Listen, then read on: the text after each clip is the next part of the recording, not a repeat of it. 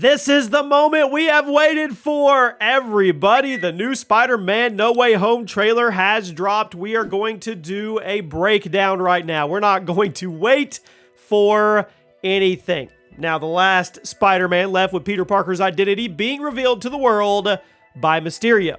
Well, this trailer picks right up after Pete and MJ are lying on a rooftop together. Guys, drop a like. Seriously, drop a like, share this around. Let me know if you're excited. We're going to be covering all this as we go. More videos coming. You know we're going to get more trailers. Nothing about the Spider-Verse per se yet, but anyway, let's keep going. You can tell I'm excited. Peter mentions how he wants to stay on the roof forever because of how crazy the world has become for him after Mysterio falsely exposed him. It immediately cuts to Parker swinging with MJ, who looks terrified for reasons other than heights, I'm sure, as J. Jonah Jameson barks about him in the background, as he always does. And he mentions the now known identity of Spider-Man.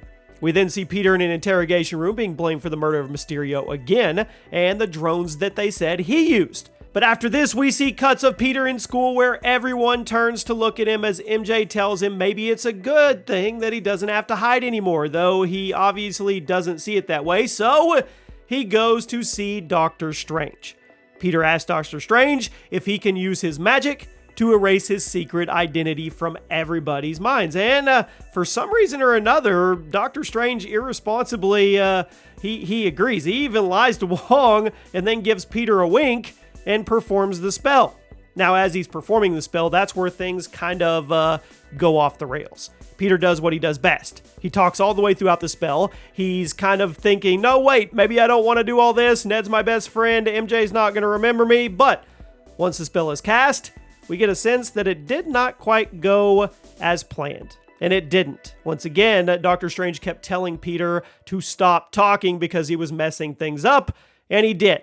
We see what looks like Spidey following into a wormhole as Strange explains the multiverse and how they know hardly anything about it, and how Peter living two separate lives gets very dangerous. We then see Peter's astral form being rocketed out of his body by Doctor Strange.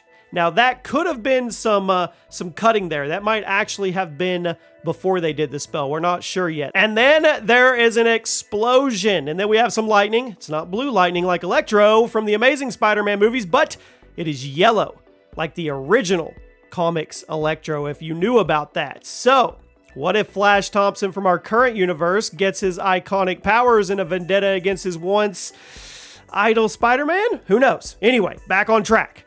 Next comes the moment that you just jump for joy, a little bit like a kid in a candy store. Yep, one of Green Goblin's iconic grenades rolls across the road. Nostalgia doesn't stop there, though.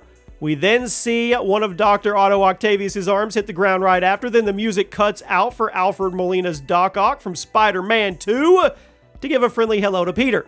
So we do now have a confirmed Spider-Verse, and we have villains that are coming from other timelines. This would have been a great time at the end of the card or whatever to tease Toby or Andrew, but they didn't do it. Now, we may not have the other universes confirmed yet with the other Spider-Men, but we do know that they are colliding. We do know Green Goblin is there, and we do know that Doc Ock is there. They're not going to throw everything at us per se at once. Electro, Sandman, Mysterio, if he's in it.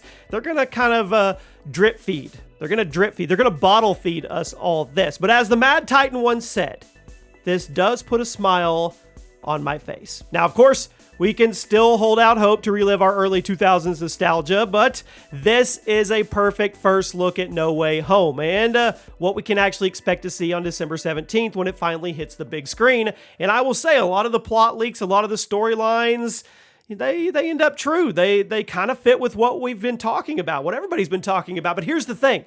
Marvel likes to misdirect. Understand that. They like to take trailers, move them around, move the timelines of the cut and the sequences to make you think something else is happening. Heck, they put stuff in the trailers that doesn't even end up in the end movies, okay? Hulk and Wakanda. So don't assume anything yet. But what you can assume is we do have the trailer. And we will get another trailer in the future. And then we'll start getting like I said, drip fed. Eventually, I think we will get a tease when it's time for them to let us know about Andrew and Toby. I don't think we go to the movies with them not at least teasing it, because it's the worst kept secret on the internet, right?